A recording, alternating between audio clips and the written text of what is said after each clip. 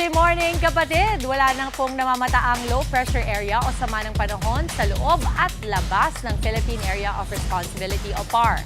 Magtutuloy-tuloy kaya ito hanggang weekend, alamin na po natin. Kasama ang ating bagong gupit na resident meteorologist Weather Tito Alvin na laging may panahon para sa iyo. Good morning, kapatid.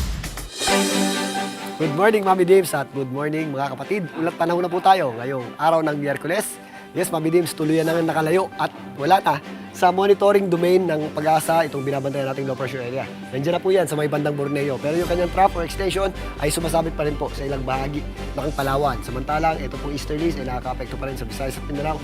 At ang shale line ang nagpapaulan pa rin sa southern portion ng Luzon, particularly sa Bicol region. At ito pong amihan o northeast monsoon ay patuloy pong nagdadala ng malamig na panahon at mga pagulan sa ilang bahagi ng Luzon. Kasama na po dyan ang Metro Manila. Dahil ka sa ating shale line, asahan pa rin po natin ang mga pag-ulat.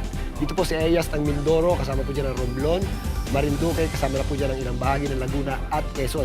Lalong-lalo na at maghapon pa po yung ating mga pag-ulan dito po sa malaking bahagi ng Bicol region dahil sa epekto ng shale line. Sa katunayan, nakataas pa rin po yung ating rainfall advisory na nagmula sa Pag-asa.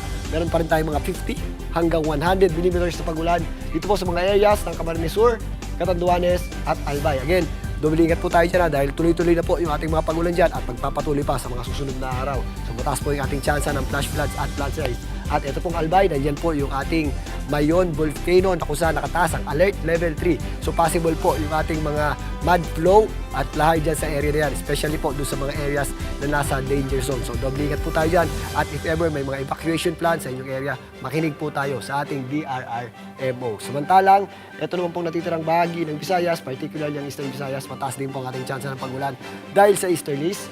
Possible din po yung ating mga thunderstorms sa natitirang bahagi ng Visayas at Mindanao, pero nagpapakita naman po yung ating araw dyan. Mas maliwalas naman po ang ating panahon sa malaking bahagi ng Luzon at magpapatuloy ang malamig na panahon dulot ng ating amihan o northeast monsoon. Medyo meron lang tayo mga possible na mahihinang pagulan sa areas ng Aurora, Cagayan, Isabela, maging dito sa mga kabundukan ng Cordillera, kasama na po dyan ang Baguio City. Dito po sa Metro Manila, magpapatuloy pa rin po ang maganda at maliwalas sa panahon tuwing umaga hanggang tanghali, naging maulap sa hapon, possible po yung ating mga isolated o yung mga dumadaang mahihinang pagulan at sa gabi naman at madaling araw, lumalamig po yung ating panahon dahil sa epekto ng ating amihan o northeast monsoon, yung ating agwat ng temperatura o yung ating pinakamababang temperatura ay naglalaro sa 22 hanggang 23 degrees Celsius. Kaya sa mga papasok ng maaga, mag-init po tayo ng tubig if maliligo tayo at huwag kalimutan ang pagdadala ng pananggalang sa lamig. At yan po ang latest ating lagay na panahon ngayon pong Miyerkules ng umaga. Huli ako po ang inyong Weather Tito Alvin na laging may panahon para sa iyo. Mga kapatid, dito Alvin Pura po na laging may panahon para sa iyo, umaraw man o umulan, dapat laging handa. Kaya para maging updated sa pinaka-latest weather updates, mag-follow at mag-subscribe na sa social media pages ng News 5.